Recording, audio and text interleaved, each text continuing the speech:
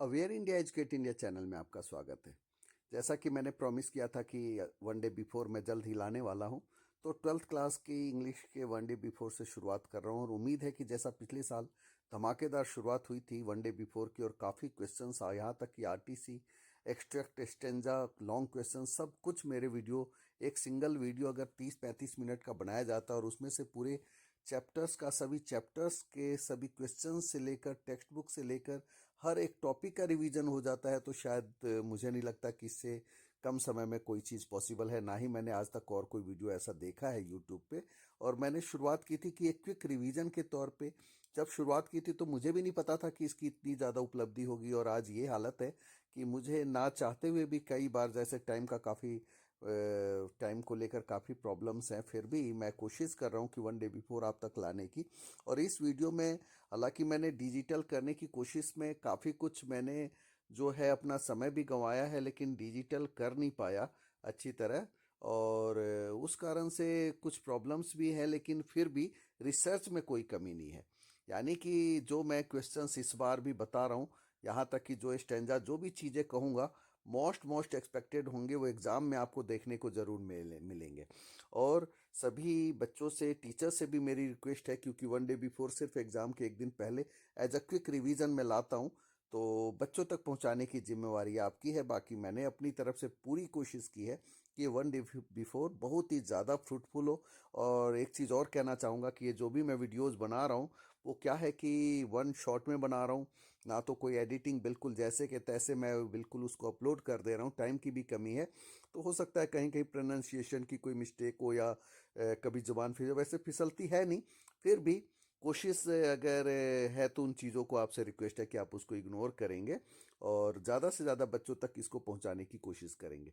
मैं पूरी कोशिश करूंगा कि इस वीडियो में पहले टॉपिक से लेकर अंत तक हर एक इम्पॉर्टेंट टॉपिक को मैं बताऊं, आपको समझाऊं कि इस बार पेपर में क्या आने वाला है, और लॉन्ग क्वेश्चन स्टेंजा से लेकर हर चीज़ को। तो इसलिए इस वीडियो को बहुत ही गौर से, ढंग से कॉपी पेन लेकर देखेंगे, जहां पे भी जरूरत हो उसे नोट डाउन करेंगे। और जैसा कि टीचर्स और बच्चों की डिमांड थी कि मैं क्वेश्चंस को पढ़ के समझाते हुए भी करूं, तो मेरी पूरी कोशिश है कि हाफ एन आवर या 45 मिनट के अंदर मैं पूरे जो जो मोस्ट एक्सपेक्टेड क्वेश्चंस है, क्योंकि वही पॉसिबल हो पाएगा, उसको मैं ज़रूर एक्सप्लेन करके समझाते हुए कि अगर उसको नहीं भी आता हो किसी बच्चे को, तो उसको देख कर वो समझ ले। तो ऐसी मेरी कोशिश होगी। तो इन्हीं उम्मीदों के साथ अब मैं शुरू करता हूँ वन डे बिफोर। उम्मीद है आप इसको सभी बच्चों तक पहुँचाएंगे, लाइक करेंगे और शेयर करेंगे।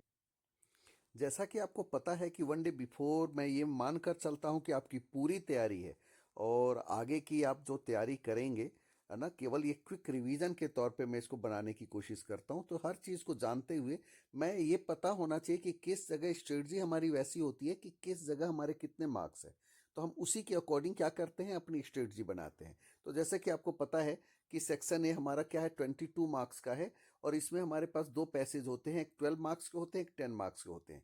कंबाइंड वर्ड लिमिट इसकी हमारी लगभग 700 टू 750 वर्ड्स होती है। तो हम इसके लिए क्या स्ट्रेटजी रखें। उसके बाद हमारा जो है राइटिंग सेक्शन, जो कि 18 मार्क्स का है, उसमें हमारे पास जैसे कि एक नोटिस राइटिंग है ना, एक हमारे पास फॉर्मल इनफॉर्मल इनविटेशन और उसका रिप्लाई होता है। दूसरा जो है, ये दोनों 4 मार्क्स के होते हैं, ठीक है ना। तो 4 एंड 4 8 हो जाते हैं। दोनों में हमें इंटरनल चॉइस दिया होता है। लेटर राइटिंग है, जिसमें हमारे पास एक एप्लीकेशन फॉर जॉब होता है विद बायोडाटा और रिज्यूम, और दूसरा होता है कि लेटर टू एडिटर, एडिटर को लेटर लिखने का, जिसमें हमें अपने सजेशंस वगैरह भी देने होते हैं। तो इससे थोड़ा से बेटर, यानी कि ये 5 और 5 10 मार्क्स हो जाते हैं। तो यानी कि एक लेटर हो गया हमारे पास 5 मार्क्स का, और एक हो गया हमारे पास आर्टिकल राइटिंग और रिपोर्ट। इन दोनों में भी चॉइस होती है ना, जो कि आर्टिकल राइटिंग और रिपोर्ट दोनों में 5 और 5 मार्क्स, यानी कि 5 मार्क्स का ये हो गया आपका, 5 मार्क्स का ये हो गया, 10 हो गया, और ये 4 एंड 4 8 मार्क्स का हो गया। अब रही बात हमारे पास टेक्स्ट बुक में, तो टेक्स्ट बुक के अंदर हमारे 40 मार्क्स होते हैं। इसमें हमारे पास स्टेंजा होता है एक 6 मार्क्स का, और एक आरटीसी होता है 6 मार्क्स का, एक विस्टास से होता है हमारे पास 4 मार्क्स का। तो यानी कि 16 मार्क्स तो हमारे सिर्फ आरटीसी जो किताब से देखकर जो आए हैं उसी में से देखकर लिखना होता है। और दूसरी बात कि जो टेक्स्ट बुक के फिर क्वेश्चंस होते हैं, 5 क्वेश्चंस होते हैं, ये सारी चीज़ें मैं बताऊंगा इसमें। लेकिन अभी ध्यान रखिए कि ए टू जेड हमें पता होना चाहिए कि आपकी अपनी स्ट्रेंथ आपकी कहाँ है, कहाँ आप अच्छे नंबर लेने वाले हैं। तो ये आपको पता होना चाहिए, फिर उसके अकॉर्डिंग ही आपको तैयारी करनी है। हालांकि इस वीडियो में मैं 101% शुरुआत से लेकर अंत तक बताऊंगा, लेकिन उसके बावजूद भी आपसे उम्मीद करूंगा कि जो चीज़ आपकी स्ट्रेंथ है आप उसको काम करें, उस पर काम करें और उस पर आप बेटर अच्छा स्कोर करें। पेपर को पूरा अटेम्प्ट करें, कूल माइंड होकर करें। सेक्शन ए से शुरुआत करें अगर आप, तो आप ध्यान रखें कि उसमें हमारे पास जैसे कि पहला जो हमारे पास है 12 मार्क्स का है, उसमें हमारे पास 3 क्वेश्चंस ऐसे होते हैं जो 2 2 मार्क्स के होते हैं, और बाकी जो 6 क्वेश्चंस होते हैं वो हमारे पास 1 1 मार्क्स के होते हैं। तो एक चीज ध्यान रखने का है कि 1 मार्क्स के जो भी क्वेश्चन है पार्शियल, इसमें हमारे पास वैल्यूएशन नहीं होती है, यानी कि हाफ नहीं मिलेगा, है ना। तो यानी कि मिलना क्या है, फुल मार्क्स ही मिलने हैं, है ना। तो इस चीज को ध्यान रखिए कि जो हम 1 मार्क्स के क्वेश्चंस हैं तो 1 मार्क्स, अब उसमें कोई हेल्पिंग वर्ब से क्वेश्चन है तो यस और नो में हो सकता है, ट्रू फॉल्स है, कोई वर्ड है, एमसीक्यूज है, तो मिला जुला कर 6 क्वेश्चंस। और ध्यान रखें कि हमें केवल और केवल आंसर लिखना है, क्वेश्चन नहीं लिखना है। सीधा नंबर डाल दिया, जैसे कि आपने 1 है, 1 का फर्स्ट है तो उसका आपने ए लिखा, दूसरे का आपने बी लिखा। बाद में आप जब आपके पास टाइम बचता है तो आप उस आंसर को उतार दें, है ना, वो ऑप्शन को उतार दें। पता चला कि हमने ऑप्शन को शुरुआत में उतारने लग गए और हमारा कोई 5 मार्क्स का क्वेश्चन छूट गया। तो ये चीज़ें आपको ध्यान रखनी है कि हमें अपने नंबर कैसे लेने हैं, उस चीज़ की स्ट्रेटजी आपको खुद बनानी है। खुद देखना है कि आप कैसे अपने, और हाँ एक चीज़ ध्यान रखिए कि जो आपके जो क्वेश्चंस होते हैं अनसीन पैसेज के, जैसे कि what, when, where and how, तो इस चीज़ से आपको समझना है कि व्हाट है तो मैटर बताना है, उसमें क्वेश्चन को, टेक्स्ट को पढ़िए, पहले आप क्वेश्चंस को पढ़ लीजिए। क्वेश्चंस आप पढ़ेंगे तो आपको बहुत हद तक आइडिया मिलेगा। जैसे आपको 15 मिनट एक्स्ट्रा मिलते हैं पढ़ने के लिए, तो उसको आप यूटिलाइज करिए शुरुआत में, ताकि आप कभी कभी हल्का हल्का डॉट भी हम लगा लेते हैं, वैसे अलाउ नहीं होता है एग्जाम में पेपर में कुछ भी करना, फिर भी आइडिया लगा लेते हैं कि हाँ ये आंसर इसका है, ये इसका है, इसका है। वर्ड टू वर्ड, यानी कि जो स्कैनिंग करते हैं हम एक बार में, जो क्वेश्चन वर्ड है उसको हम फिर पैसेज को पढ़ते वक्त ढूंढते हैं। दोनों पैसेज मिलाकर लगभग 700 to 750 वर्ड्स है। तो आपको ढंग से समझना है कि व्हाट है तो मैटर ढूंढना है कि मसला कहाँ क्या है कुछ। व्हेन है तो टाइम के अकॉर्डिंग देखिए कि क्या कोई डे है, डेट है, कुछ ऐसा तो नहीं लिखा है। वेयर है तो कोई प्लेस देखिए, कोई प्लेस व्लेस का नाम लिखा है कि कौन सा सेमिनार कहाँ हुआ था, कैसे हुआ था, कॉन्फ्रेंस के बारे में, तो उस चीज़ को देखिए। वाई है तो रीज़न है, बिकॉज, एज, सिंस, ये सब करके कोई वाक्य तो नहीं है। तो इस तरीके से, और 1 MCQ वाले हैं तो वो तो आपको इजीली हो ही जाते हैं। तो उसको ध्यान रखिए कि जब भी आप दोनों ही क्वेश्चन, क्वेश्चन नंबर 1 और 2 करते हैं, तो आराम से क्वेश्चन नंबर लिख देते हैं, उसके बगल में उसका आंसर नंबर लिख देते हैं। इससे आपको एक बेनिफिट ये भी होता है कि अगर आपका कोई क्वेश्चन छूट गया है तो आप बाद में क्या करते हैं, उसका आंसर आप तुक्का लगा के लिख देते हैं, अगर नहीं आ रहा तब भी, क्योंकि क्यों छोड़ना, है ना। तुक्के भी लगाएंगे, हो सकता है कि आपने सी लिख दिया, बी लिख दिया, कुछ भी लिख दिया और हो सकता है वो सही हो। तो इसलिए अंत में लास्ट मोमेंट पे वो देखने के लिए वो भी पता चल जाता है कि कहाँ क्या है। और मैंने जैसे कहा कि सेक्शन ए जो आपने किया है, इसमें तीनों ए बी सी, तीनों सेक्शन में ध्यान रखिए कि कम से कम आपको 50 मिनट का एवरेज लेके चलना है ना। 50 मिनट से ज़्यादा एवरेज अगर आप एक सेक्शन में लगा देते हैं तो आपका पेपर छूट जाएगा। तो इस चीज़ को ध्यान में रखिए कि आपके पास टाइम मैनेजमेंट अच्छा होना चाहिए, कि पेपर में ज़्यादा ही, मतलब जो चीज़ें अच्छी तरह आ रही हैं उसको आप लिखते चले जाइए, जो क्वेश्चन नहीं आ रहा है उसके लिए जगह छोड़ दीजिए।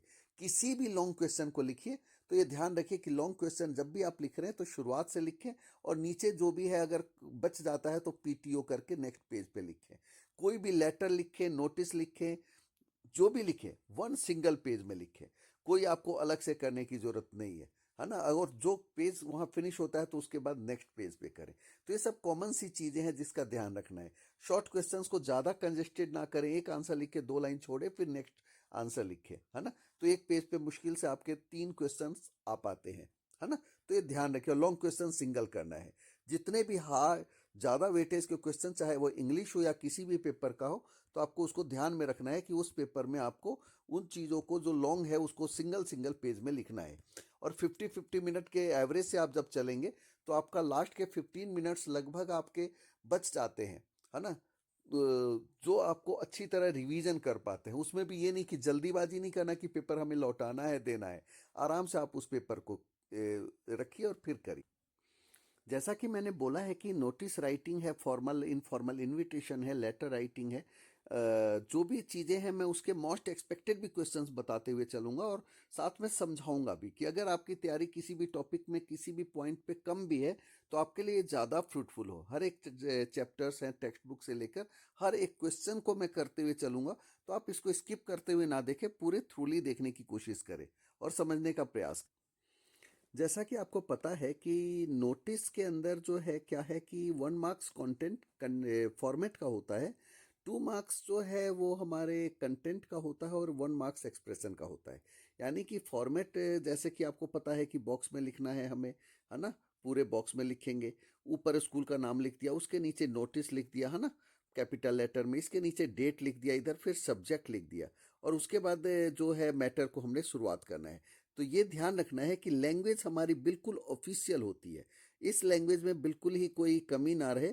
तो ये ध्यान रखते हुए, जैसे कि एक एग्जांपल के तौर पे यहाँ लिखा है मैंने, कंटेंट में क्या होता है कि मेन बॉडी जो उसका है उसमें व्हाट है, व्हेन है, वेयर है, हाउ है, फॉर हुम है, या हुम टू कॉन्टेक्ट है, यानी कि मतलब क्या लिखना है, कब है, कहाँ है, जो भी मैटर है। मैं आपको बता दूं कि मुझे जो लगता है नोटिस में इस बार सबसे ज़्यादा मोस्ट इम्पॉर्टेंट क्या है, कोई पोस्टर कंपटीशन है उसके लिए आपको कोई नोटिस बनाना है, या आप मान कर चले एन एक्सकर्सन टू गोवा, है ना, या हिस्टोरिकल प्लेस है कहीं पे टूर पे जाना है तो उसका है। तो ये दो चीजें बहुत अच्छी तरह से कर लेंगे। जैसे एक तीसरा ब्लड डोनेशन, कोई स्कूल के लिए कोई ऑर्गेनाइज, कोई स्पोर्ट्स डे है या कुछ भी है तो उसको कर लेंगे। यानी कि सबसे ज्यादा अगर इम्पोर्टेंट है वो तो मेरे अकॉर्डिंग तो वो है कि कोई भी बाहर टूर के लिए ले जाना है तो उसके लिए अब देखिए लैंग्वेज कैसे लिखना है कि it is hereby inform to all the students या members that our school is going to organise, खाली जगह में वो चीज़ लिख दीजिए, ऑन डेटेड ये इन आवर स्कूल प्रीमिस। हाँ, जैसे कि मान लेते हैं अगर ब्लड डोनेशन कैंप का ऑर्गेनाइज किया आपने तो इन आवर स्कूल प्रीमिसेस हो जाएगा, स्पोर्ट्स डे है जो भी है तो इन स्कूल प्रीमिसेस होगा। लेकिन अगर आपका गोवा है कहीं और है तो उसमें आपका आ जाएगा कि ऑन डेटेड की जगह from dated this to this, है ना। तो इस तरीके से हालांकि 2-3 इंट्रोडक्शन यहाँ पे तैयार करके दिया है, आप इसका स्क्रीनशॉट ले सकते हैं, जहां आपको दिक्कत हो तो आप उसको लिख कर आप समझ सकते हैं। मैं इसको समझा देता हूँ कि your cooperation is highly solicited. ये कहीं पे भी ये कुछ कुछ मेन लाइनें हैं जो लिखी हुई हैं जो कहीं पे भी काम आ जाती हैं। जैसे interested participants may list themselves to the undersigned within 1 week of this notice so that proper arrangement may be made. तो जो भी इंटरेस्टेड पार्टिसिपेंट्स है, जैसे टूर पे जाना है तो अपना नाम दे सकते हैं, ताकि वो अगर कोई कल्चरल एक्टिविटी है तो उसमें भी दे सकते हैं, ताकि प्रॉपर अरेंजमेंट किया जा सके, है ना। तो ये लाइनें कहीं पे भी, all the students are requested to cooperate with us in this noble cause, ये एक ही सेंटेंस है। मैंने कहा ना डिजिटल करने के चक्कर में काफ़ी टाइम भी लगा और पूरा अच्छी तरह हो भी नहीं पाया है।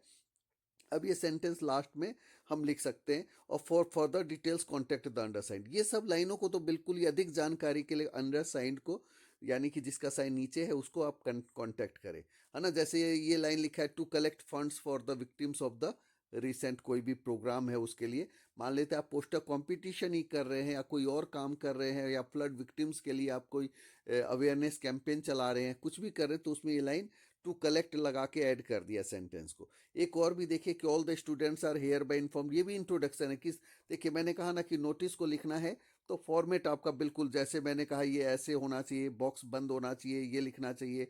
लास्ट में आपने लिखा for further details contact the undersigned, फिर आपने नीचे साइन करना है ना। तो एक ये भी इंट्रोडक्शन का एक तरीका है जो बता रहा हूँ मैं, कि जैसे आपका यहाँ पे है कि all the students are hereby inform that our school is celebrating, यहाँ पे आप कोई भी प्रोग्राम है उसके बारे में आपने लिख दिया, ऑन डेटेड लिख दिया, एट इतने बजे टाइमिंग लिख दिया, स्कूल प्रीमिसेस लिख दिया, it is to be held as per the details given below, और यहाँ पे आपने डेट, टाइम, वेन्यू, ये सब चीज़ें डाल दी। इससे जो है आपका थोड़ा सा अच्छा हो जाता है कि नीचे यहाँ डेट, टाइम, वेन्यू, ग्रामर की मिस्टेक से आप बच जाते हैं। Interested students may submit their names to the head girl या अंडर साइंड जो भी है, लेटेस्ट बाई फिर करके आपने कोई डेट डाल दिया, है ना। फिर नीचे आपने साइन करके, और पोस्ट जो भी है जैसे कल्चरल सेक्रेटरी है, हेड बॉय है, हेड गर्ल है, वो आपने लिख दिया। इस तरीके से आपका नोटिस बहुत अच्छी तरह तैयार हो जाता है। ये आपको देता है 4 मार्क्स। फिर से बता दूं, मोस्ट एक्सपेक्टेड नोटिस के लिए क्या मैंने बताया, कोई बाहर का टूर है उसके लिए, या तो आपका स्कूल में कोई भी प्रोग्राम है उसमें आप पोस्टर कंपटीशन कर रहे हैं, कोई भी चीज़ कर रहे हैं तो उसके लिए, टू द पॉइंट करेंगे बहुत अच्छी तरह, ऐसे करके आपका लास्ट में और एक सिंगल पेज पे आपको करना है। अब इसके बाद आता है हमारा इनविटेशन। इनविटेशन जैसे कि आपको पता है फॉर्मल और इनफॉर्मल। फॉर्मल जिसमें फॉर्मेलिटी होती है ना, जैसे हम किसी अधिकारी वगैरह को लिखते हैं तो वो सब फॉर्मल में आ जाता है ना, या फॉर्मेलिटी के साथ लिखते हैं, जैसे कि आप शादी का एक कार्ड आप जो देखते हैं थर्ड पर्सन में लिखा होता है, वो सब फॉर्मल होता है। लेकिन इनफॉर्मल में जैसे कि हम पर्सनली आई, माई, मी इस तरीके का वर्ड यूज कर रहे होते हैं, तो एक तरह का वो इनफॉर्मल होता है, टू इंडिविजुअल होता है, देखा जाए तो एक लेटर टाइप का है ना। लेकिन जो आप बल्क में दे रहे हैं या लार्जर ऑडियंस को दे रहे हैं कोई भी चीज़, तो वो क्या है कि वो फॉर्मल है ना। तो वो फॉर्मल और इनफॉर्मल दोनों ही इनविटेशन होते हैं और उसका रिप्लाई होता है। और आपको मार्क्स का जो है ये भी बहुत ही स्कोरिंग है, मैंने कहा ना राइटिंग सेक्शन सबसे ज़्यादा स्कोरिंग है। 4 मार्क्स का नोटिस भी स्कोरिंग है और 4 मार्क्स का ये जो है इनविटेशन और इसका रिप्लाई, यानी कि गिनती के 4 चीज़ें हैं जो आपको नंबर देते हैं। इसमें एक 1 मार्क्स तो आपका है, it's for only format, and 2 marks for content. Content में वही चीज़ें हैं जैसे कि नोटिस में थी कि what, when, where, how, for whom and whom to contact, है ना। तो मेनली यही जो पॉइंट्स है वो कंटेंट में आ जाता है। और एक्यूरेसी में जैसे कि ग्रामर एक्सप्रेशन है, तो उसमें ग्रामर है, एक्यूरेसी ऑफ स्पेलिंग है, जो भी आप लिख रहे हैं कि वो एक सीक्वेंस में है कि नहीं है, कोहेरेंस है या नहीं है, तो उस पर आपका नंबर होता है। सिंपल प्रेजेंट टेंस हम यूज करते हैं, और साथ में जैसे कि नेम ऑफ द पर्सन जो इनवाइट कर रहा है उसका। जैसे एक चीज़ और है कि request the pleasure of your company, time and date लिख दिया है, पर्पस RSVP लास्ट में लिख दिया। तो ये ध्यान रखिए। और मेरे अकॉर्डिंग जो इनविटेशन में मोस्ट मोस्ट मोस्ट इंपॉर्टेंट है, एग्जाम में आपको छपा हुआ मिल सकता है, किसी मैरिज के लिए डॉटर्स मैरिज का इनविटेशन फॉर्मल, वो भी है ना। आप वैसे मैं बताऊंगा क्योंकि इसमें रिस्क तो दूसरा भी नहीं लेना है कि करना सब कुछ है, लेकिन ये वाला आप बहुत अच्छी तरीके से कर लीजिएगा कि जो भी एक स्कूल के लिए अगर एनुअल डे का प्रोग्राम है उसके लिए इनविटेशन है, लेकिन सबसे ज़्यादा इंपॉर्टेंट कोई मैरिज है उसके लिए आपको इनवाइट करना है। जैसे कि देखिए, right a formal invitation for the marriage function of your daughter, है ना। तो यहाँ पे आपने सबसे ऊपर क्या लिखा है, मिसेज एंड मिस्टर नाम लिख दिया है ना। उसके बाद solicit your gracious presence on the auspicious occasion of the marriage of their granddaughter, यहाँ डियर वर्ड यूज किया है ना, कि ग्रैंड डॉटर, फिर नाम लिखा है, डॉटर ऑफ उसका डॉटर है तो उसका डॉटर ऑफ मिसेज एंड ये भी लिखा, विद लिखा, जैसे शादी का जैसे आप कार्ड देखते हैं सेम टू सेम वैसा ही है, इसमें कुछ भी अलग नहीं है। इसमें फिर डेट लिख दिया, टाइम लिख दिया, है ना, वेन्यू लिख दिया नीचे, है ना, इस तरीके से, और RSVP में करके नाम लिख दिया और बॉक्स बनाया, बंद कर दिया।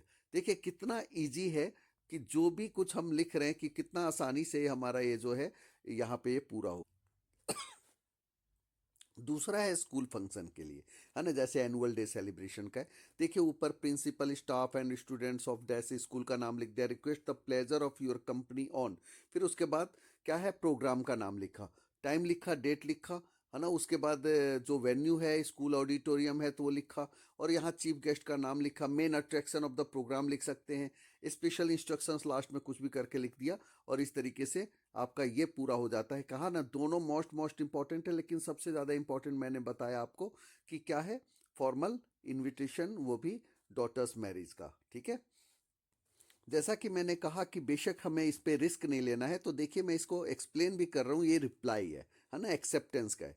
जैसे कि यहाँ डेट लिखा, डेट आप चाहे नोटिस हो या कोई भी हो, डेट लिखने का तरीका यही होता है ना। यहाँ बीच में केवल 9 जनवरी के बाद कॉमा आना चाहिए था, जो कि नहीं है, लेकिन ये नहीं कि 9/12/2019 21 22 23 ऐसा नहीं लिखना है, ठीक है। तो अब देखिए, Mrs and Mr Ajay Gupta thank Mrs. and Mr. Satish Sharma for the kind invitation on the housewarming party on dated ये which they are delighted to accept। देखिए which they are delighted to accept, पहले तो उन्होंने programme के बारे में लिखा, thank किया कि आपने इनवाइट किया, और फिर लिखा कि वो एक्सेप्ट करने में उनको खुशी हो रही है, it's the great pleasure to attend the ceremony. अगर उनको एक्सेप्ट नहीं करना होता तो वहाँ पे वो सॉरी फील करते कि but we are unable to attend the ceremony, है ना। तो इस तरीके से वहाँ लिख दे। जैसे कि यहाँ पे रिफ्यूजल है तो यहाँ नीचे देखिए लिखा है कि but regret their inability to accept the same due to urgent and unavoidable assignment abroad, या कुछ भी लिख सकते हैं आप, कि जो है रिग्रेट है, दुख है इस बात का कि वो इस चीज़ को एक्सेप्ट नहीं कर पाएंगे क्योंकि उनका कोई अर्जेंट मीटिंग है। यही अगर इनफॉर्मल रिफ्यूजल होता है तो देखिए बिल्कुल छोटा सा पत्र होता है ना, वैसे पत्र की तरह छोटा सा, यहाँ पे many thanks for inviting me लिखा है ना, to attend your post selection party. अब यहाँ पे क्या है, फर्स्ट पर्सन में लिखा है I am sorry to say that I shall not be able to attend the same, और बाद में आपने जो है यूआर स्टोरी करके जैसे भी वो लास्ट को एंड कर दिया, यानी कि एक छोटा पत्र है, पत्र का एक छोटा सा बच्चा है ये। अब हम बात करते हैं लेटर राइटिंग की। इसमें हमारे पास एप्लीकेशन फॉर अ जॉब है और दूसरा एडिटर का है। दोनों ही इजी है और दोनों के ही वीडियो पहले भी अवेलेबल हैं। मैं लिंक जो शेयर करूंगा उसके साथ अटैच भी कर दूंगा। यहाँ मैं बता भी देता हूँ, इसमें भी अटैचमेंट है पीडीएफ में। जैसे कि मैंने कहा था कि थोड़ा डिजिटल पूरी तरह से मैं एडिट नहीं कर पाया, कहीं थोड़ी बहुत कहीं कहीं टाइपिंग में मिस्टेक्स है, इस कारण से मैं इसको तो शेयर नहीं कर पाऊंगा, लेकिन इसमें आप खुद करेक्ट कर सकते। वैसे 90% तो 101% तो नहीं, 90% तो एक्यूरेसी है ही है ना। कहीं कहीं स्पेलिंग मिस्टेक्स वगैरह, कहीं कहीं टाइपिंग के वक्त एरर हो गई है। तो देखिए सबसे ऊपर एड्रेस आ जाता है ना। फिर उसके बाद दिल्ली, फिर डेट लिखा, फिर यहाँ पे एक लाइन छोड़ दीजिए, है ना, यहाँ पे, है ना। फिर उसके बाद द मैनेजर, आनंद विद्यापीठ, कृष्ण विहार, कुछ भी आपने जो भी एड्रेस लिखा वो छोड़ा। उसके बाद नीचे आपने सब्जेक्ट लिखा, यहाँ पे भी एक स्पेस आपने एक लाइन का छोड़ दिया, यानी कि मिला जुला कर अट्रैक्टिव होना चाहिए। यहाँ पे क्या होता है कि 1 मार्क्स आपका फॉर्मेट का है, 1 मार्क्स आपका जो है ideas, organisation of ideas, coherence है कि आपने सीक्वेंस में किया कि नहीं किया। 2 मार्क्स आपका जो है कंटेंट आ जाता है, और 1 मार्क्स एक्यूरेसी वगैरह, एक्सप्रेशन वगैरह इसमें आ जाते हैं।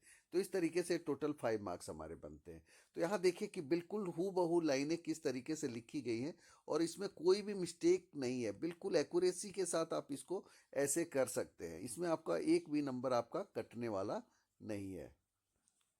जैसे देखिए लिखा है with reference to advertisement in the Times of India on dated ये, है ना, for the post of receptionist, most important है। जैसे कोई भी पोस्ट है, यहाँ खाली जगह में आपने डाल दिया, I offer myself as a candidate for the same, मैं अपने आप को ऑफर करता हूँ as a candidate for the same, उसके लिए, उसी पोस्ट के लिए जो आपने किया। ये वो लैंग्वेज है जो कहीं पे भी फिट हो जाए।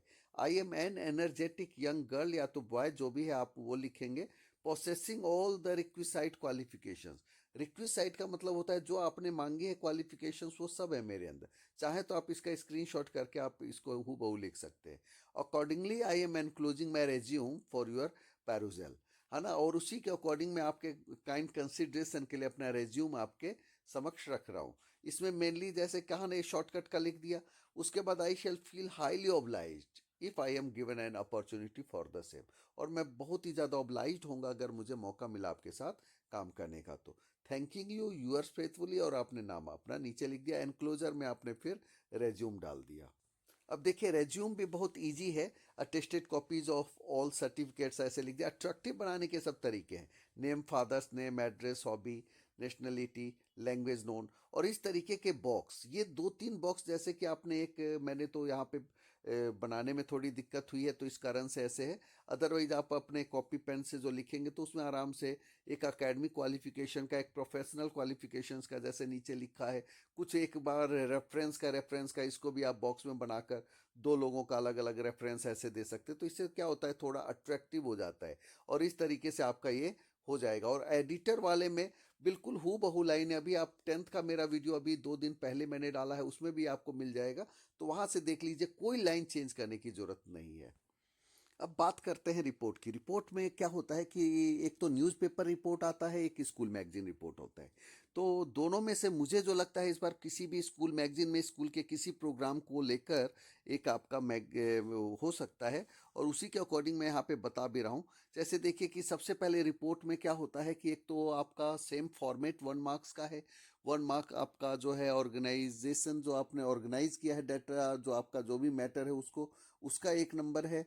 1 नंबर आपकी जो है मतलब एक्यूरेसी कितनी है, जो आपने कितना बढ़िया लिखा है एक्सप्रेशन, उसका है। और 2 मार्क्स आपका कंटेंट है ना। तो इस तरीके से जैसे कि कुछ लैंग्वेज है, देखिए रिपोर्ट का में आप सबसे ऊपर टाइटल देते हैं, बाय रिपोर्ट में ये भी बता देते हैं कि किसने लिखा है।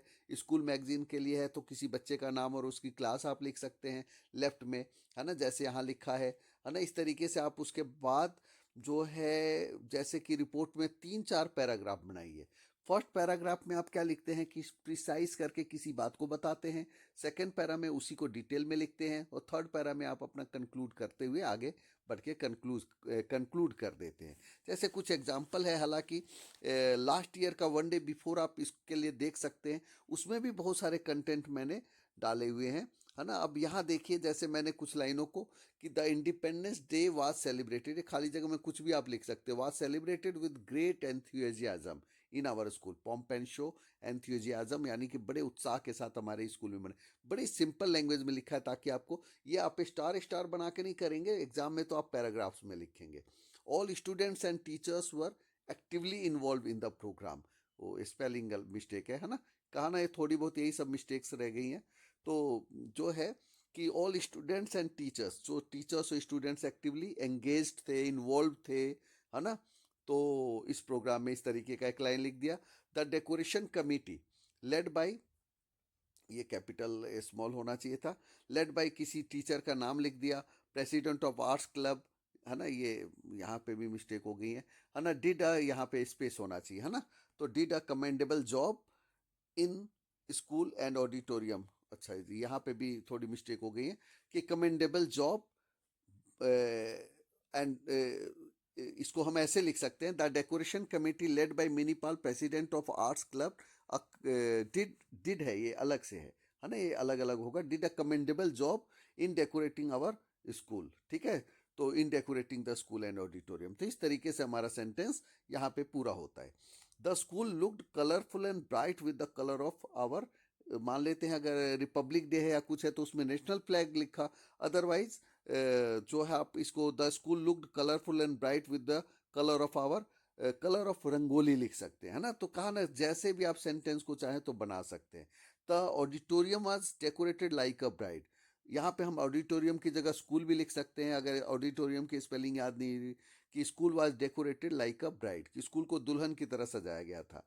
The cultural programme was executed under the able guidance of, यहाँ पे भी ये सेंटेंस सेम है बिल्कुल ही उसी तरीके का, कि जो कल्चरल प्रोग्राम है वो एग्जीक्यूट किया गया, उसमें भी किसी टीचर का नाम लिख दिया, और उसके बाद the highlights of the programme वह करके जो जो प्रोग्राम आप जो है कल्चरल डांस, फोक डांस, है ना, मोनो एक्टिंग, मोनो सॉन्ग, इस तरीके से बहुत सारी चीज़ों को लिख सकते हैं। The chief guest was mister, कोई भी नाम लिख सकते हैं, delivered a moving and inspiring speech, जिसने बहुत ही ज़्यादा मूविंग इंस्पायरिंग स्पीच दिया। ही या तो शी होगा, urge the youths to channelise their energy in every field into the making of a modern India. अब ये सब लाइनें कहीं पे भी आर्टिकल में भी लिख सकते हैं, यहाँ पे भी लिख सकते हैं, तो ये सब चीज़ें ऐसी है जो हर जगह यूज होने वाली हैं। She also praise the students for their performance, the school was decorated like a bride, ये लाइनें जैसे मैंने कहा कि ये कहीं पे भी सेम टू सेम आ सकती है। According to resources, nearby people, S H O, school of principal of our school, तो इस तरीके का अकॉर्डिंग टू का मतलब होता है के अनुसार, कोई सेंटेंस आप इसमें लगा सकते हैं।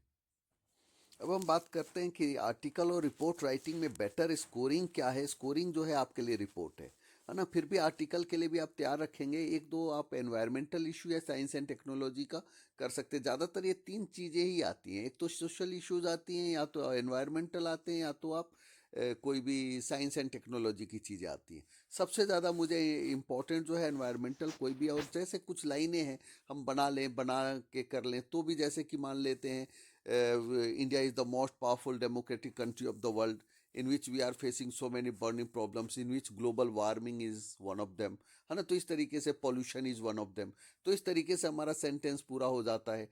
तो ऐसे करके हम 8-10 सेंटेंसेस बनाकर टूटी फूटी लैंग्वेज में भी लिखते हैं, तब भी हमें इसके नंबर मिल जाते हैं, क्योंकि कंटेंट हो जाता है, कंटेंट के हिसाब से हमें एक्सप्रेशन और वो भी हो जाता है। फिर भी हमें कोशिश करनी चाहिए कि रिपोर्ट को ज़्यादा अच्छी तरह लिखें, और मैंने रिपोर्ट के लिए बताया है स्कूल मैगजीन मोस्ट इम्पॉर्टेंट, और वो भी खासकर कोई भी स्कूल के प्रोग्राम का, जैसे एनुअल डे हुआ, स्पोर्ट्स डे हुआ, एक्सेट्रा। टेक्स्ट बुक करने से पहले मैं बता दूं कि टेक्स्ट बुक जो है मैं मोस्ट इम्पॉर्टेंट ही केवल बताऊंगा। मानकर चलें कि पूरे टेक्स्ट बुक का केवल 1 या 5% के बीच में ही बताऊंगा, और ये लास्ट टाइम रिवीजन है, ये मानकर चल रहा हूँ कि आपको सब कुछ आता है, जो मैं बताऊं उसको आप बहुत अच्छी तरह से कर लेंगे। जैसे देखिए शुरुआत है लास्ट लेसन से, और मैं आपको एक चीज़ बता दूं कि मेरे अकॉर्डिंग जो सबसे ज़्यादा मोस्ट इम्पॉर्टेंट चैप्टर इस बार आरटीसी के लिए, जैसे कि रीडिंग टेक्स्ट के लिए जो है वो, और लॉन्ग क्वेश्चंस के लिए इंडिगो है, पोएट्स एंड पैनकेक्स है, इंटरव्यू है ना। Journey to the end of the earth भी जो है वो उसके लिए है, जो विस्टास के अंदर आता है। तो ये ध्यान रखें। और हालांकि मैं क्वेश्चंस वाइज पर्टिकुलर भी बताऊंगा, इसलिए मैं कोशिश कर रहा हूँ कि शायद मैं टाइम बाउंड होकर पूरा बता पाऊँ। तो देखिए कि जो टेम्पलेट है मेरा वन एनी लॉन्ग क्वेश्चन का, आप वहाँ से बहुत सारा मटेरियल ले सकते हैं, है ना। उसके अकॉर्डिंग कोई भी आंसर भी बना सकते हैं। जैसे the last lesson is a very beautiful and pathetic emotional story that is set in the days of the Franco-Prussian War, in which France was defeated by the Prussian led by Bismarck. The story deals with language imposition and language loyalty, है ना। ये language imposition पे कई बार long question आ जाता है, इसलिए ये word use किया है। The story highlights the pain that is inflicted on the people of a temporary territory by its conquerors by taking away their right. अब ये इतने डिटेल में बताने की जरूरत नहीं है, मैं आगे बढ़ता हूँ, है ना, क्योंकि जो है मोस्ट इम्पोर्टेंट ही मुझे केवल बताना है। अब देखिए जो भी आंसर है आप स्क्रीनशॉट ले सकते हैं। ये जो है why did friends feeling about M Hamel and school change, है ना, जो मैंने रेड लाइट से किया है वो थोड़ा सा इंपॉर्टेंट है, और जो हाईलाइट किया वो और भी ज़्यादा इंपॉर्टेंट है। तो when friends came to know that it was his last lesson in French that M. Hamel would give them, and henceforth only German would be taught. Then he felt sorry for not learning his lessons properly, and his feelings about M. Hamel changed. जब उसको यूँ लगता है कि यार last lesson है और उसके बाद वो उसको जर्मन सीखना होगा, तो उसके सारी फीलिंग्स जो है चेंज हो जाती है। Due to realisation of separation ही, यानी कि एक रियलाइजेशन है अलग होने की, he forgot all about his ruler and how cranky he was. और वो इन चीज़ों को भूल जाते हैं, है ना, भूल जाता है कि कितने वो गुस्सा करते थे या क्या क्या कहते थे, है ना। How was the teacher just that day, है ना। तो it was not inspection day, but normally आप क्वेश्चन के अकॉर्डिंग भी आंसर लिख सकते हैं कि M Hamel the teacher had put on his Sunday clothes, his beautiful green coat, frilled shirt, and little black silk cap, all embroidered, that he never wore except on inspection days, है ना। और it surprised friends because there was neither prize distribution nor inspection on that day, है ना। तो ये बिल्कुल most important question है। लेकिन अभी भी जो मोस्ट इम्पॉर्टेंट क्वेश्चन है कि हाँ, what is the significance of a bulletin board, है ना, why was there a crowd in front of it. तो ये इंपॉर्टेंट क्वेश्चन है। For the last 2 years all the bad news had come from the bulletin board. The lost battles है, the draft है, the order of the commanding officer है, ये सारी चीज़ें हर बार कहाँ से आती थी, बुलेटिन बोर्ड से। तो इस कारण से जो है ये बुलेटिन बोर्ड काफ़ी सिग्निफिकेंट है उनके लिए। अब देखिए नेक्स्ट जो है, इसमें मैं क्योंकि बाकी सारे क्वेश्चंस, हाँ, why was friends expected to be prepared with for school that day. Friends क्यों एक्सपेक्टेड, क्या उम्मीद कर रहा था, तो he was expected to be prepared with participle because M Hamel had said that he would ask them questions on participles, क्योंकि वो participles पे क्वेश्चन पूछेंगे। अब देखिए what did friends notice that was unusual about the school day। देखिए जो green lighted किया है यही सबसे ज़्यादा इंपॉर्टेंट क्वेश्चन है। मैंने कहा ना, बाकी तो मैंने कोशिश की है कि काम ज़्यादा से ज़्यादा आसान हो। तो unusual happening in the school was that everything was quiet and still as Sunday morning. हर चीज़ संडे मॉर्निंग की तरह था।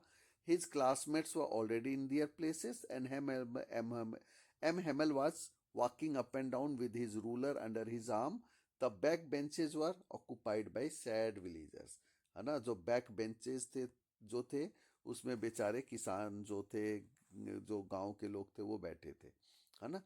अब जो है what had been put on the bulletin board, bulletin board पे क्या लिखा था कि an order had come from Berlin to teach only German in the schools of Alsace and Lorraine, है ना। The German had put this notice on the bulletin board, यानी कि केवल जर्मन सिखाया जाएगा, ये नोटिस में वहाँ लिखा हुआ था, है ना। अब इसके बाद फ्रेंड्स, ये इसका सबसे ज़्यादा मोस्ट इम्पॉर्टेंट क्वेश्चन है।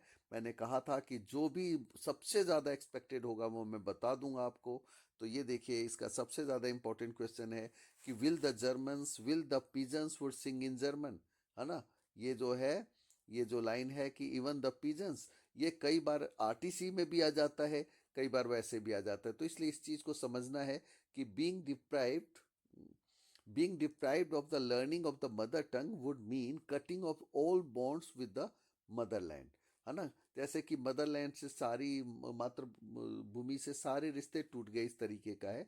तो friends felt special liking for French, वो स्पेशल लाइकिंग उसके अंदर आती है फ्रेंच को लेकर, जो कि उसकी मदर टंग है ना। और वो ये no one could impose German language on French.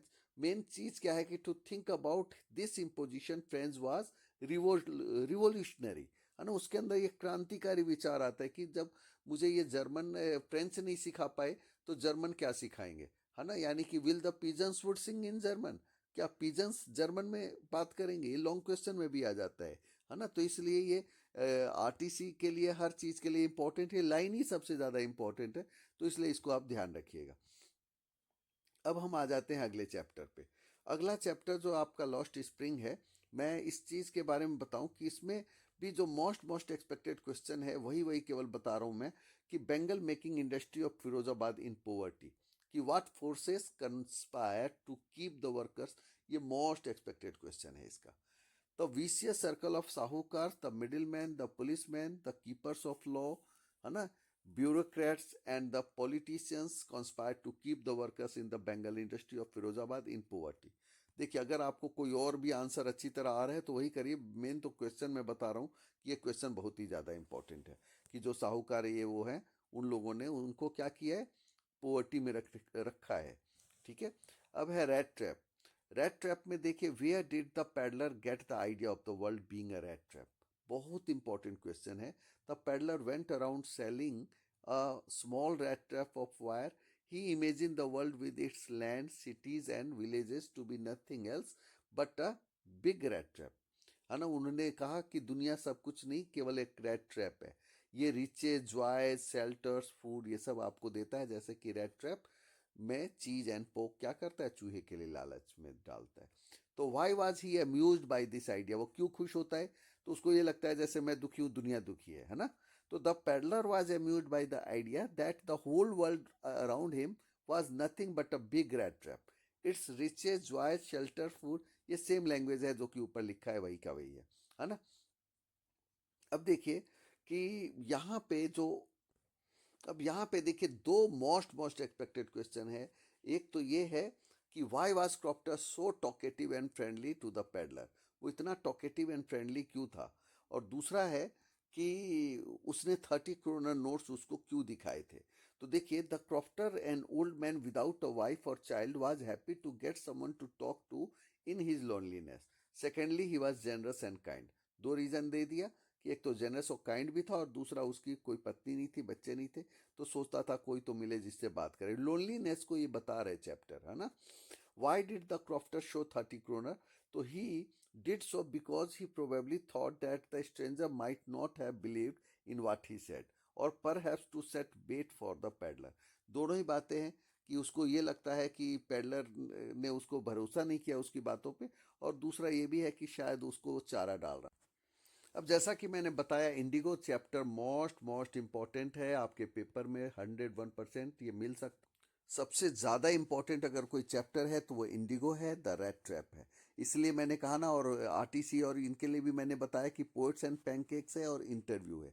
तो ये हालांकि चैप्टर्स आपको लग रहा है, लेकिन मोस्ट इम्पॉर्टेंट। अब इसको देखिए, Indigo is an excerpt from a book on Mahatma Gandhi title, आप स्क्रीनशॉट ले लें, इसका आंसर आप तैयार कर लें, है ना। One of the best book ever written on Gandhi.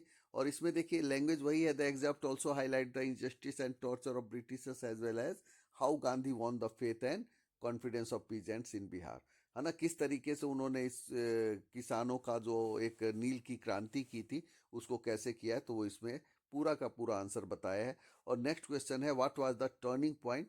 तो during the Champaran episode Gandhi showed the power of his non violence and satyagraha. Non violence, अहिंसा और सत्याग्रह की ताकत को दिखाया, है ना। Moreover after this episode Gandhi became the hero of the poor by defeating the British government, so this episode was a turning point in his life. और इस एपिसोड के बाद वो गांधी क्या हो गए, हीरो हो गए लोगों के, इसलिए ये टर्निंग पॉइंट है उनकी लाइफ। इसके बाद ये अम्बाटो इको का कैरेक्टर स्केच है, लेकिन आपको जो है मैंने बताया था कि क्या है कि किस तरीके से उनकी किताब पब्लिश हो गई है, और वो उसको मैं आगे शॉर्ट क्वेश्चन आएगा तो बताऊंगा। इस क्वेश्चन को आप बेशक स्क्रीनशॉट लेकर याद कर सकते हैं। ये जितने भी हैं ये सभी शॉर्ट क्वेश्चंस, लॉन्ग क्वेश्चंस की केवल इंट्रोडक्शन थोड़ा सा लिख लिख कर दिखाया गया है, क्योंकि कहा ना नोट्स पूरा कंप्लीट नहीं हो पाया था, तो इसलिए हल्का हल्का ये लिख कर बताया, आप इसको कंप्लीट कर सकते हैं जो मेरा टेम्पलेट है एनी लॉन्ग क्वेश्चन का, उसके अकॉर्डिंग। तो इसी के अकॉर्डिंग ये किया हुआ है ना, कि आपको सोफ़ी के बारे में क्या पता चलता है ना। यहाँ देखिए स्पेलिंग मिस्टेक हो गई है ना, तो इस तरीके से इसमें बहुत ज़्यादा अभी करेक्शन की ज़रूरत है, वैसे ओवरऑल बढ़िया है। अब देखिए, जैसे कि मैं बार बार कह रहा हूँ, जो मोस्ट एक्सपेक्टेड क्वेश्चन मैंने इंडिगो बताया है, पोएट्स एंड पैनकेक्स बताए हैं, है ना। अभी उसके क्वेश्चन आने बाकी हैं, लेकिन इसमें थर्ड लेवल जो है सबसे ज़्यादा इंपॉर्टेंट लॉन्ग क्वेश्चन के लिए है ना। कि जैसे कि द स्टोरी जो है, the third level highlights the importance of peace, harmony and tension in the modern world full of worries, stress and tension, है ना। तो जो स्टोरी है उसके ऊपर है द जैक विनीपेट्रो the curious experience of Charlie, है ना। जो क्या वो एक एस्केपिस्ट है, पलावनवादी है, तो ऐसा नहीं है।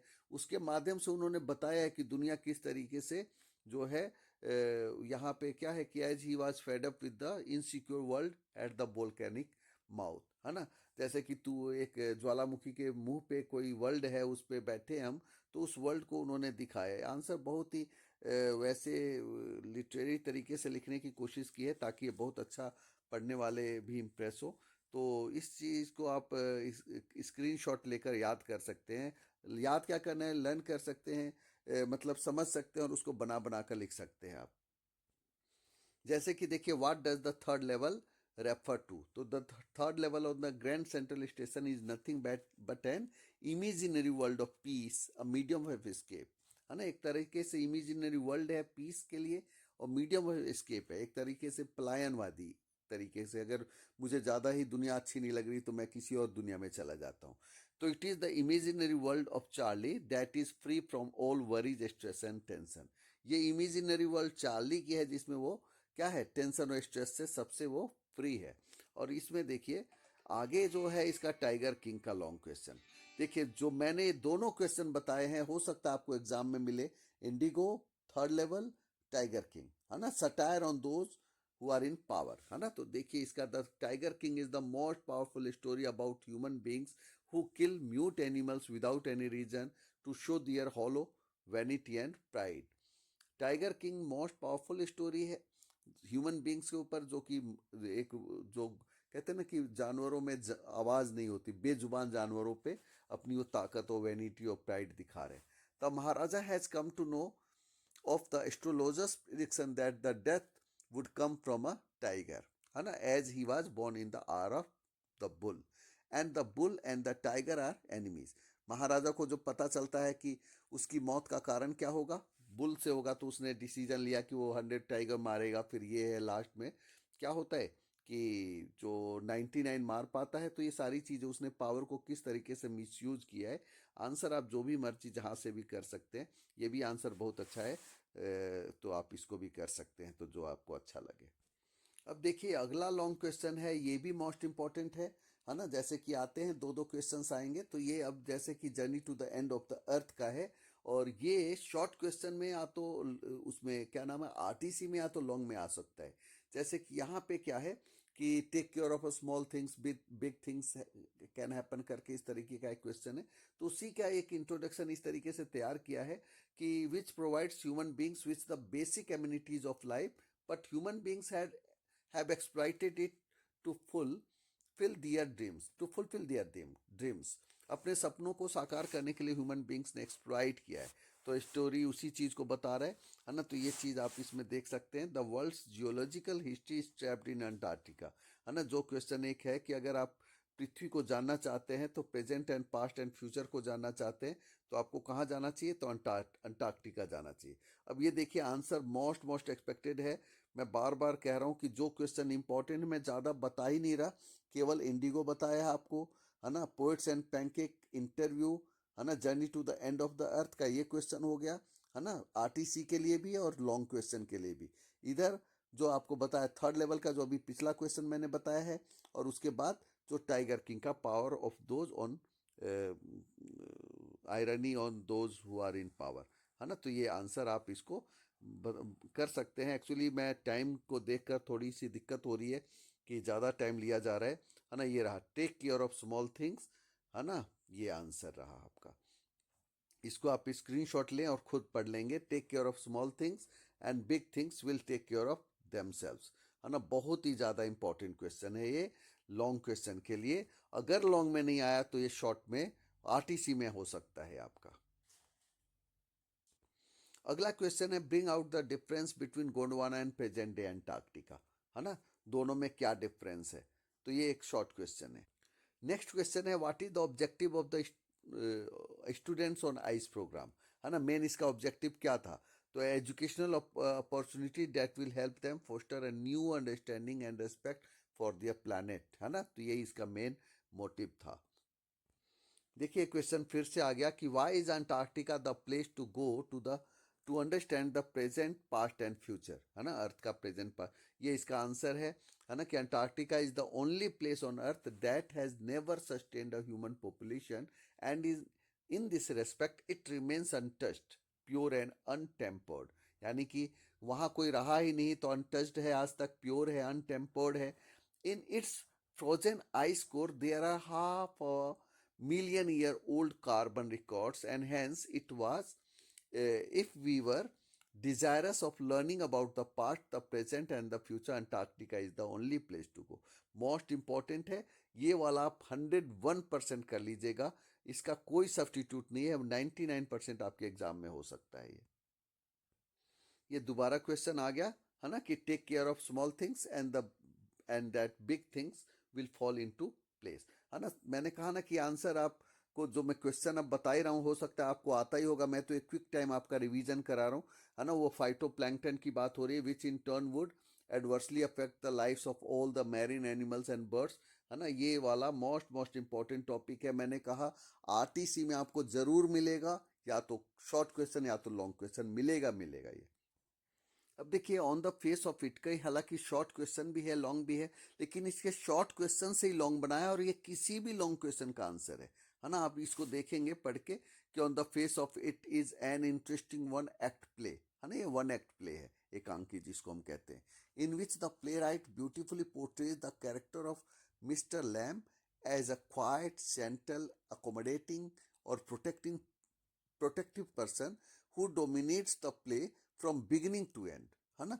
अब देखिए इसमें लैम और डेरी का कंपैरिजन आता है, handsome is that handsome does आता है, और भी कई क्वेश्चंस इसमें आते हैं। उन सब का एक कॉमन आंसर, आप इसको स्क्रीनशॉट कर लें और स्क्रीनशॉट करके आप इसको आंसर कर सकते हैं। बहुत ही ज़बरदस्त आंसर है बनाया, खुद मैंने अपने कई बार कोशिश करके, कि ताकि ये क्वेश्चन ऐसा रहे जो कि आपके मल्टीपर्पस हो, कोई भी क्वेश्चन आए उसमें फिट हो जाए। यहाँ मिस्टर लैम एंड डेरी का कंपैरिजन है, लेकिन बहुत आंसर ऊपर का एक कॉमन ही है इसके अंदर। ये जो क्वेश्चन है, द एक्चुअल पेन और inconvenience caused by a physical impairment is often much less than the sense of alienation felt by the person with disabilities. यानी कि जो विकलांग लोग होते हैं उनके अंदर एक अपने आप को अकेला तकेला मानते हैं, तो वो एक ज़्यादा है। सेम आंसर है, लैंग्वेज बहुत हद तक 90% दोनों तीनों क्वेश्चन की सेम है। आप करेंगे तो बहुत ही ईजी लगेगा ये आंसर, और तीनों ही मोस्ट आरटीसी और स्टेंजा जैसे कि इम्पोर्टेंट बताना, बिल्कुल कहते हैं ना कि सागर में से मोती निकालने के बराबर है। लेकिन मुझे इस बार बिल्कुल 101% लग रहा है कि जो है माई मदर एट 66 का ही स्टेंजा होना चाहिए, कीपिंग क्वाइट और my mother eight 66। My mother eight 66 पे मैं ज़्यादा श्योर हूँ। यहाँ पे जैसे कहते हैं ना कि जो I looked again at her wan pale as a late winter's moon, जो बात हो रही है फैमिलियर, एक चाइल्डहुड फियर की बात हो रही है ना। वो कहती है सी यू सून अम्मा, फिर मिलेंगे, है ना। Trees sprinting, merry children spilling out of their home. तो ये जो बातें क्या है, वो अपने आप को डाइवर्ट कर रही है। और आंसर जब आप इसका देखेंगे तो ये लाइन देखिए, जैसे मैंने लिखा कि ageing is a natural process, है ना। अकॉर्डिंग टू द पोएट करके हम ऐसे इन चीज़ों को लिख सकते हैं कि time and is ageing spare none. Main answer इसका यही है। Poet feel sad to see her mother, यानी कि कॉमन क्वेश्चंस के आंसर है, इसमें कोई आपको चेंज करने की जरूरत नहीं है। बाकी इसको ज़्यादा अच्छा करना है, उसको आप इसको आप हाईलाइट कर सकते हैं, जैसे ये लिखा है कि why compare to late winter's moon, है ना। तो ये आंसर आप इसको हाईलाइट करके लिख। टाइम स्पेयर बचता है तो मैं इसके जो पोएटिक डिवाइसेस है वो भी अलग से कराता हूँ, लेकिन अभी कोशिश कर रहा हूँ कि पहले मैं पूरे के पूरे टॉपिक को एक बार कवर कर लूँ। अब कीपिंग क्वाइट की बात करें तो इसमें जो स्टेंजा है, what I want should not be confuse with total inactivity.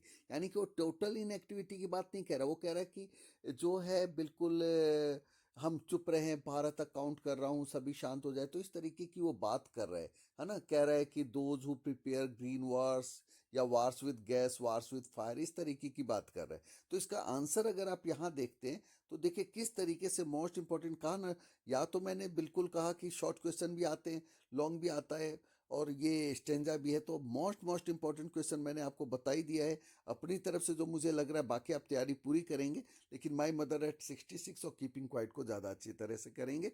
यहाँ देखिए, keeping quiet is an interesting poem in which the poet Pablo Neruda suggests the importance of quiet introspection. Introspection क्या होता है? जैसे कि आत्म चिंतन करने वाली बात है ना, to create mutual understanding among human beings, है ना। तो ये लाइन आप बेशक जिसको जो जहाँ लगे वो उसको स्क्रीनशॉट ले और याद कर लें या समझ। कहता है कि in moments of silence we can hear our own conscience to avoid untold suffering, है ना। हम अपने अंतरात्मा की आवाज़ को भी सुन पाएंगे, इसलिए वो शांत रहने की बात कर रहा है।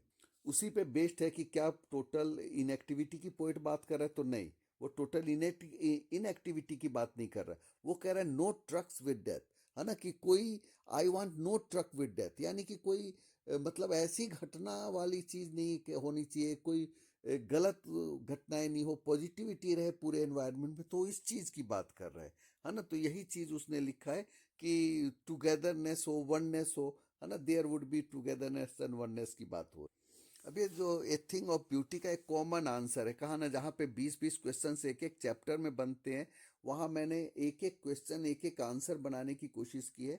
आप केवल इसको स्क्रीनशॉट लेकर पढ़ लेंगे तब भी आपको हो जाएगा, है ना। मैं इस पे ज़्यादा डिटेल में नहीं जा रहा। रोड साइड स्टैंड का सबसे ज़्यादा मोस्ट इंपॉर्टेंट क्वेश्चन ये है ना। What is the childish longing that the poet refer to. Childish longing की बात है कि उनको यूं लगता है कि कोई आएगा मुझसे कोई सामान खरीदेगा, तो एक तरह से बचकानी जो है एक इच्छा है उनकी। तो उस चीज़ का आंसर ये रहा, आप इसको पढ़ सकते हैं। और the childish longing refer to the futile desire of the owners of the roadside stand that someone would stop at the stand to buy their goods. कोई उनके शॉप पे रुकेगा और उनकी चीज़ों को खरीदेगा, है ना। बनाकर भी आप लिखेंगे तब भी आंसर हो जाएगा।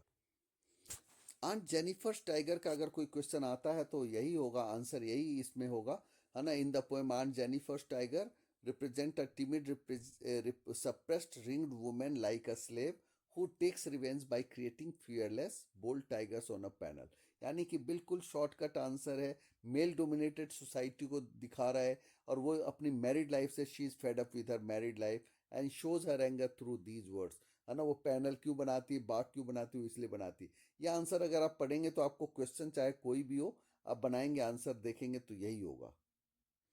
रोड साइड स्टैंड का बता दूं कि दो जो बहुत इंपॉर्टेंट क्वेश्चन भी कई बार आता है, ग्रीडी गुड डूअर्स है और एक बेनिफिशियंट बीस्ट्स ऑफ प्रे है ना। एक तो दोनों में अलंकार भी ध्यान रखिए कि ग्रीडी गुड डूअर्स, है ना, अलिट्रेशन है, बेनिफिशियंट बीस्ट में भी अलिट्रेशन है, और ना, और उन लोगों को कह रहा है कि वो लोग जो अच्छे ढोंग करके आते हैं और लूट कर चले जाते हैं, तो उन पे एक आरोप है। तो वो आंसर बिल्कुल देख लीजिएगा। कहा ना, कुछ क्वेश्चंस ऐसे हैं जो बार में देखिए मायने रखता है कि एक पोएम से अगर मैं एक क्वेश्चन भी बोल रहा हूँ, हालांकि मैंने फिर भी आपको बता दिया है कि मोस्ट एक्सपेक्टेड तो मेरे अकॉर्डिंग वही है कि माई मदर एट 66 और कीपिंग क्वाइट। फिर भी बाकी में से भी एक एक क्वेश्चन, क्योंकि आने तो एक लॉन्ग क्वेश्चन भी है और एक आपका स्टेंजा के बाद एक शॉर्ट क्वेश्चन भी आना है। Massive weight of uncle's wedding band का क्या मतलब है? It weighed heavily on her mind, है ना। उनके दिमाग में शी इज, वही लाइन आप इसमें भी लिखेंगे कि she is fed up with her married life, ये एंड वो करके आंसर हो जाएगा। अब देखते हैं विस्टास का, इसका लॉस्ट स्प्रिंग है, इसका भी इंट्रोडक्शन यहाँ लिखा हुआ है, इसी पे आपका लॉन्ग क्वेश्चन बन के तैयार हो जाएगा, है ना। और इस पे जैसे कि was explain Saheb is no longer master of his own, सबसे ज़्यादा अगर इंपॉर्टेंट क्वेश्चन है तो उसका ये है ना। जब वहाँ पे काम करने लगता है, इसका आंसर मैं समझा भी देता हूँ कि नो साहब is not happy working at the tea stall. Tea stall पे जब वो काम करने लगा था तो उसका केयरफुली लुक नहीं था, है ना। The steel canister seems heavier, है ना। स्टील कैनिस्टर जो है उसको ज़्यादा हैवी दिख रहा था प्लास्टिक बैग से, which he would carry so lightly over his shoulder, जो कि अपने ऊपर वो बैग को कैरी करता था, वो ज़्यादा हल्का था। तब बैग वाज हल्का का मतलब ये नहीं कि हल्का था, पर उस पर जिम्मेवारी नहीं थी, बल्कि टीन कनिस्टर जो अब लेके चल रहा है उस पर जिम्मेवारी है। तो the bag was his own, but the canister belongs to the man who owns the tea shop. Saheb is no longer his own master. तो अब साहब जो है अपना खुद का मालिक नहीं रह गया था। मोस्ट इंपॉर्टेंट क्वेश्चन है, आएगा इसमें तो यही आएगा। अगला क्वेश्चन है कि फिरोजाबाद क्यों फेमस है। देखिए रेड लाइन से किया हुआ है ना। इंपॉर्टेंट क्वेश्चन है कि the city of Firozabad famous for its bangles, वो बेंगल्स के लिए फेमस है, इसके बारे में लिखा। ये दो क्वेश्चन है, why don't the bangle makers organise themselves into a cooperative. So cooperatives में क्यों नहीं बना पाते हैं, है ना, वो घिरे हुए हैं, है ना, ब्रोकर से, है ना। तो वही चीज़ है कि जो है उनको लगता है कि police will haul them, beat them and drag them to jail for doing something illegal, है ना, इलीगल करने के लिए उनको ऐसा किया जाएगा। और दूसरा है, mention two hazards of working in the glass bangle industry. तो ये मोस्ट इंपॉर्टेंट क्वेश्चन है कि the mind numbing toil in the glass bangle industry has killed all initiative and ability to dream. है ना, उन्होंने सपने देखने की एबिलिटी छीन ली है। Finally they often end up losing their sight before they become adult. Adult होने के पहले उनकी आंखें चली जाती है। Moreover they also suffer from occupational disease, और वो ऑक्यूपेशनल डिजीज के भी, यानी कि जो व्यावसायिक रोग है उसके भी शिकार। इसके बाद एक क्वेश्चन है, garbage to them is gold, what does this statement mean. ये बहुत इंपॉर्टेंट क्वेश्चन है, इसको देख लीजिएगा, है ना, कि ये मतलब एक उनके लिए सर्वाइवल है और full of surprises as well. ये डीप वाटर मेरे अकॉर्डिंग तो बहुत इंपॉर्टेंट तो नहीं है, लेकिन शॉर्ट क्वेश्चन में आ सकता है। लॉन्ग क्वेश्चन के लिए भी बताएं, एनी लॉन्ग क्वेश्चन अगर इसका आता है तो उसका ये आंसर कॉमन आंसर बना के लिखा है, आप इसका स्क्रीनशॉट ले सकते हैं। इसके बाद इसमें वर्जन विद वाटर है, या थोड़ा सा responsible for the authors misadventure है। ये सब कई शॉर्ट क्वेश्चन है, जैसे कि Douglas was sitting alone on the side of the pool waiting for others, a big probably 18 years old boy came mocking him as skinny, he picked up and tossed him into the 9 feet deep end. दो misadventure हैं उसके साथ, है ना, दोनों ही उसके लिए important है। और उसके बाद how he learn to swim, वो सभी लॉन्ग में शॉर्ट क्वेश्चंस के ही आंसर इंक्लूड किए हुए हैं।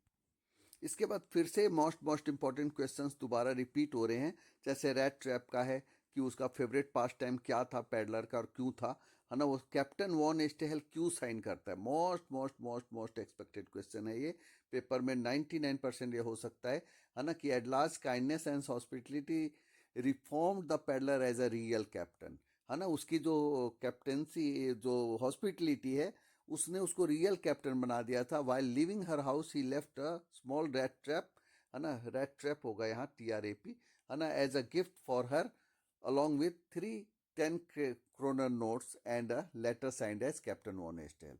तो इस तरीके से उसने दिखाया कि अब वो कैप्टन बन के जा रहा है। तो ये आंसर कहा ना, जो आपको लग रहा है उसको आप स्क्रीनशॉट लेकर याद कर लीजिए या बन। प्रॉक्टर क्यों टॉकेटिव था, क्यों फ्रेंडली था, सब आंसर है। मोस्ट जितने भी ग्रीन लाइटेड हैं सभी मोस्ट एक्सपेक्टेड क्वेश्चंस हैं, और ये बहुत ही इंपॉर्टेंट चैप्टर है इस बार के लिए। मैंने जैसा कि कहा कि फ्लेमिंगो में सबसे ज़्यादा इंपॉर्टेंट अगर कोई चैप्टर है इस बार तो इंडिगो है। 99% मैं एश्योर होके कह रहा हूँ कि सबसे ज़्यादा अगर कुछ मिलेगा तो इंडिगो के, चाहे वो शॉर्ट क्वेश्चन मिले, लॉन्ग मिले, चाहे RTC मिले, भरमार होगी इस बार पेपर में। तो आप इस चैप्टर को बहुत अच्छी तरीके से करिएगा। अब इसका जैसे कि why Rajkumar Shukla described as being resolute, है ना, इसका आंसर भी है, जहाँ पे भी आपको लगता है स्क्रीनशॉट ले लीजिए। व्हाट्सएप चैनल को आप मेरे जो है लिंक में मैंने दिया हुआ है, आप उससे ज्वाइन कर लीजिएगा। वहाँ आप मांगेंगे तो मैं आपको PDF भी प्रोवाइड कर दूंगा, बेशक उसमें करेक्शन है लेकिन आप उसको कर सकते हैं। मोस्ट इंपॉर्टेंट क्वेश्चन है, 25% refund to the farmers, Gandhi क्यों एग्रीमेंट को तैयार हो जाते हैं, है ना, वो या what was the agreement, agreement क्या था। तो for Gandhi the amount of the refund was less important than the fact they had been obliged to surrender a part of their money along with their prestige। Gandhi के लिए पैसा कम मायने रखता था, जो प्रेस्टीज, जो उनकी सम्मान भी छीन रहा था उन जमींदारों का, वो ज़्यादा मायने रखता था गांधी के लिए। Why did Gandhi chide the lawyer who represented the interest of groups, है ना, गांधी ने क्यों डांट लगाई उनको, ये भी बहुत इंपॉर्टेंट क्वेश्चन है ना। अब देखिए कि इसके बाद कई और भी चैप्टर्स के क्वेश्चन है, जब वहाँ वो पहुँचते हैं तो क्या करते हैं, या how did Gandhi civil disobedience triumph for the first time, या टर्निंग पॉइंट वाला आंसर है। जो कहाँ ना हाईलाइटेड किया है वही ज़्यादा आप देख लें, बाकी ना करें तो भी चलेगा। अब देखिए पोएट्स एंड पैनकेक का मोस्ट इंपॉर्टेंट क्वेश्चन है, फायरी माइजरी, है ना। मैंने कहा था कि मोस्ट इंपॉर्टेंट जो चैप्टर्स हैं उसमें पोएट्स एंड पैनकेक्स है, इंटरव्यू है, इंडिगो है ना। और ये जो मोस्ट इंपॉर्टेंट क्वेश्चन जो मैं बता रहा हूँ, या तो इसका आरटीसी मिल जाएगा या तो लॉन्ग क्वेश्चन मिलेगा। इंडिगो तो मैं वैसे ही ओपनली आपको कह रहा हूँ, इंडिगो कह रहा हूँ बार बार, अब तक 4 बार 6 बार 10 बार कह चुका हूँ। इंडिगो चैप्टर इधर बोल चुका है, इधर माई मदर एट 66 बोल दिया है, और इधर पोएट्स एंड पैनकेक्स बोला है, और आपको एक journey to the end of the earth का मैंने स्मॉल थिंग्स वाली बात कही। ये है कि integration, national integration that the author refer to, Gemini studio में हर कोई हर तरीके के हैं, है ना। तो वहाँ पे इसलिए उन्होंने क्या कहा है कि जो है नेशनल इंटीग्रेशन है। जैसे कि देखिए, first headed by a Bengali, who was succeeded by a Maharashtrian, who was assisted by a Dharwad Kannadiga. तो इस तरीके से आंध्र प्रदेश, हर पूरे देश के लोग हैं वहाँ पे, तो इसलिए उसने नेशनल इंटीग्रेशन की बात। एक्चुअली अब वीडियो 1 आवर का होने के साथ ही वो स्टॉप हो गया था, टाइम बाउंड था। तो अब मैं कोशिश, क्योंकि कुछ टॉपिक मोस्ट इम्पॉर्टेंट रह गए हैं उसको मैं ऐड कर दूं। अब देखता हूं, उसके बाद मैं मर्ज करने की कोशिश करूंगा, हो गया है तो ठीक है, नहीं तो मैं इसको ऐसे बताऊंगा। तो देखिए, वो Subbu is described as multi sided genius, list 4 of his qualities. तो उसकी क्वालिटीज बताना है, तो सुबु नंबर 2 क्यों था, है ना। तो ये मोस्ट इंपॉर्टेंट क्वेश्चन है। ये जो कहा ना कि ये पोएट्स एंड पैनकेक्स में क्या है, पोएट्स एंड पैनकेक्स किसको रेफर करते हैं, lawyer stand out from the others at Gemini studio, वो क्यों डिफरेंट था। तो ये सब आंसर देखिए कि it was the lawyer stress that made him stand out from the others at Gemini studios, है ना। जेमिनी स्टूडियो में लॉयर्स ड्रेसअप से सबसे अलग था। He wore a pant and tie and sometimes a coat, coat पहनता था। He was had unwittingly brought to an end the career of promising young actress, एक एक्ट्रेस को उसने करियर बर्बाद कर दी थी, है ना। तो इस कारण से भी जो है वो बिल्कुल he was a man of cold logic in a crowd of dreamers. वहाँ सारे ड्रीमर्स थे लेकिन वो कोल्ड लॉजिक वाला व्यक्ति। ये भी है, वाई वाज द एमआरए, यानी कि moral rearmament army welcomed at studios, है ना। तो ये क्या है कि the big bosses of Madras like mister Vasan simply played into their hands, है ना। ये सब क्या है कि काउंटर मूवमेंट था टू इंटरनेशनल कम्युनिज्म को लेकर, है ना। और ये जो बड़े बड़े लोग इसको फेवर कर रहे थे, तो more over he was against communism, so the moral rearmament army was welcomed at Gemini studios. अब ये है कि इंग्लिश मैन का विजिट जो है वो अनएक्सप्लेन्ड मिस्ट्री था, कि ना तो उसको कोई समझ पाया था, है ना। और वो तमिल फिल्म्स थे for the simplest sort of people, तो people are least afforded to cultivate a taste for English poetry. तो it was just a unexplained mystery for them. अब देखिए, मोस्ट एक्सपेक्टेड क्वेश्चन ये है अब इसका, है ना, कि god that failed refer to, the god that failed was the collection of 6 essays by 6 eminent men of letters, है ना। इसी में स्टीफन स्पेंडर भी थे, लुइस फिशर भी थे। तो ये जो है उनके द्वारा लिखा हुआ था ये। और इसमें क्या है कि in these essays each of them describe their journey into communism and their disillusion return. तो ये मोस्ट इंपॉर्टेंट क्वेश्चन, और to the point short cut में इसका आंसर लिखा है, तो इसको आप कर सकते। अब इंटरव्यू का, why do the most of celebrity writer despise being interviewed, एक तो ये क्वेश्चन बहुत इंपॉर्टेंट है। और एक दूसरा, what do you understand by the expression thumbprints on his windpipe, है ना, किसने कहा कैसे। तो ये सारी चीज़ें जो हैं कि जो writer despise being interview because they consider it as unwanted intruder in intrusion into their lifes, यानी कि एक कहते हैं ना घुसपैठ है उनके जीवन में। जो सेलिब्रिटीज है उनको लगता है ये बार बार में हमारे पीछे पड़े रहते इंटरव्यू। और thumb prints on the wind windpipe भी इसको कहा है। अम्बर्टो इको का मोस्ट इंपॉर्टेंट क्वेश्चन है the name of the rose, है ना। The name of the rose is a different sort of novel, ये अलग तरीके का नॉवल है। It is quite serious novel है, डिटेक्टिव स्टोरी है, one level. But it also probes into metaphysics है, थियोलॉजी है, मिडिवल हिस्ट्री है ना। तो the reason for the success of the book however remain a mystery, लेकिन वो कहते हैं कि फिर भी ये रिमेन अ मिस्ट्री है कि पता नहीं ये किताब इतनी सफल कैसे हो। तीसरा इसका most important question, Umberto Eco का क्या मतलब है, जो एम्प्टी स्पेसेस की बात करें, इंटरस्टाइसेस की, है ना। तो ये आंसर जो है कि when he wastes our time he calls them interstices. हम जो अपना समय बीच बीच में खराब कर रहे होते तो उसको उन्होंने इंटरस्टाइसेस कहा है। For example, someone is coming in an elevator from the first floor to the third floor to Eco's place, Eco has already written an article during the interstices. तो कहते कि मैंने इस टाइम में भी कुछ आर्टिकल लिख लिया जब आप मेरे पास आ रहे थे। सोफी वाले का एक ही मैं बता रहा हूँ, गोइंग प्लेसेस का, why didn't Sophie want Jansie to know about her story with Danny, है ना। एक ही क्वेश्चन है, जो आप इसको कर लीजिएगा। थर्ड लेवल का ये क्वेश्चन बहुत important, what is the first take cover, है ना। कि जो why do stamp collector mail envelope to themself, वो खुद को ही मेल कर लेते हैं ताकि वो एक बार उनके कलेक्शन में चला जाए। The envelope is called first take cover, है ना। Themselves on the very first day of a sale and the postmark proves the date, उस पर डेट लिखा हो। नेक्स्ट मोस्ट इंपॉर्टेंट क्वेश्चन है, why couldn't Sam go back to his own business.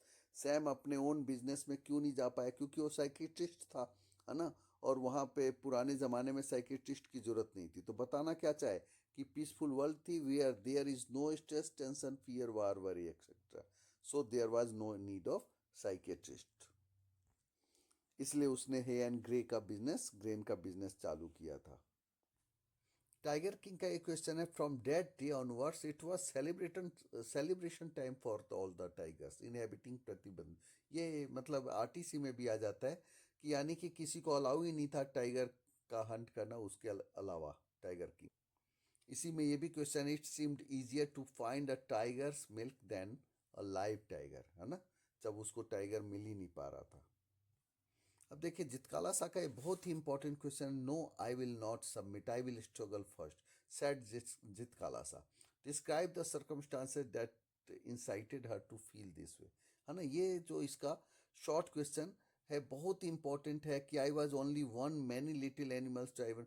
ये RTC के लिए भी बहुत इंपॉर्टेंट कंटेक्स्ट है, इसलिए इसको केवल आप स्क्रीनशॉट लेकर पढ़ लीजिए। इसी का आंसर है ये, है ना। बामास का चाइल्डहुड, ये देखिए ये इसका लॉन्ग क्वेश्चन है और किसी भी लॉन्ग क्वेश्चन का एक कॉमन आंसर है ना। ये आंसर आप पढ़ेंगे बहुत ही इंटरेस्टिंग और बहुत ही बढ़िया लगेगा। आप इसको स्क्रीनशॉट ले सकते हैं और इसको पढ़ के आप समझ जाइए। कहा ना कि मैंने कोशिश तो किया था कि 1 घंटे में हो जाए, लेकिन देखिए 1 घंटे से ज़्यादा टाइम हो गया और मैं सेटिस्फाइड भी नहीं हूँ इस वीडियो से पूरी तरह, क्योंकि काफ़ी लेंदी है, मैंने इसको थोड़ा कम आंक लिया। ये question, I felt like sinking to the floor, who felt so and why, है ना, जित काला सा का ही है। सेम आंसर है, सेम क्वेश्चन है। जित काला सा का वही काफ़ी वो लो फील करती है। और ऐसा ही एक क्वेश्चन और भी है कि why did Bama usually take so long to reach home from school, है ना, वो स्कूल से घर आने में इतना टाइम क्यों लेती।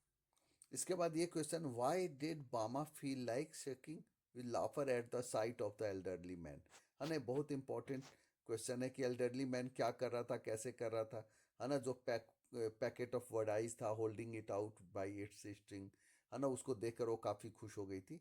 स्क्रीनशॉट ले लीजिएगा आप।